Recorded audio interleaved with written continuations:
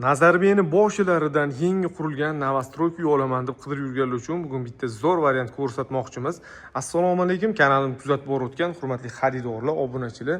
Bugun sizlar bilan Nazarbek mostidan 1 kilometr o'tganimizda 3 sotuv 5 xonali juda ham zo'r qurilgan mana shu xonadonimizni obzor qilib beramiz. Bu xonadonimiz Faiz kafesining shunday orqasida joylashgan.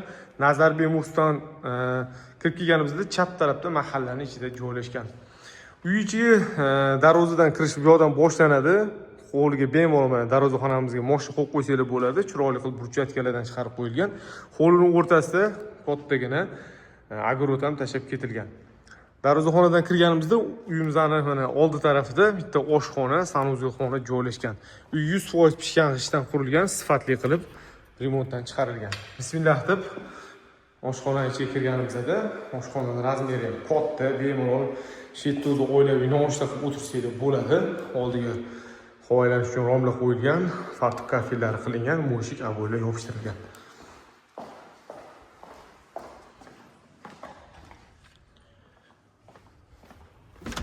Oshxona yonida umumiy sanuzelxona, unitazda qo'yib qo'yilgan, shetda bemalol kir moshina ham qo'yib qo'ysanglar bo'ladi, razmeri kattagina. Uy oldi tarafdan yerto'laga tushish yo'li bor.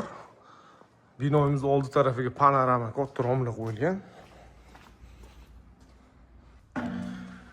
Katta mehmonxonamizda yerto'la qilingan. Qarang, mana suvni bachoklari ham qo'yib qo'yilgan. Dovkontrning kotellar zo'r qilib ustanovka qilingan. Topli polda ham radiatorda ham isiydi. Svet suv gazidan muammo yo'q, lekin mana bochkani qo'yganimiz sababi deyapti. Napor zo'r qilib beradi. Bab yozilib bo'y joyda napor pasayadi, o'shaning uchun qo'yib qo'ydik deb aytishyapti. Kommunikatsiyalardan umuman muammo yo'q bo'lgan joylar. Chorsuga 5 qayrag'ochga juda ham yaqin lokatsiyada joylashgan.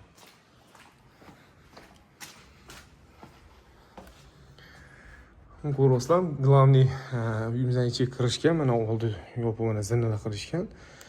Bu yerga yomg'ir ham tushmaydi. Ular yopilgan.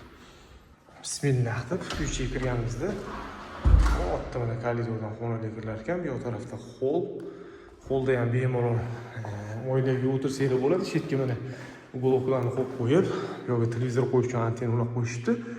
Oldiga panorama romlar qo'yilgan. O'ng qo'limizda mehmonxona joylashgan. Mehmonxonaning razmeri taxminan 30 kishiga mo'ljallangan. Juda ham zo'r remont qilishgan, ko'rasizlar, illyustratsiyaga ilib qo'yishgan. Topli polda ham radiator ham isiydi mana. Bu tarafga mana romimizning old tarafiga radiatorlar uchun trubalari chiqarib qo'yilgan.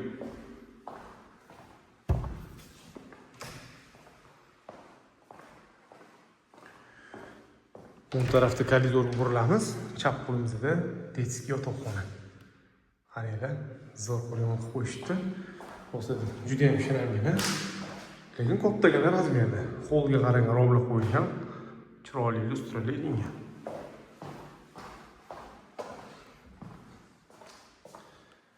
O'ng tarafimizda yana bitta detskiy yotoqxona.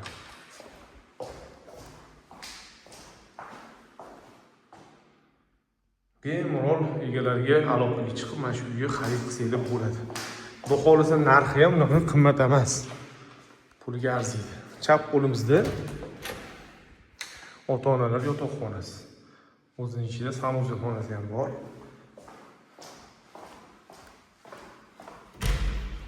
Endi sanuzelxona kattagina.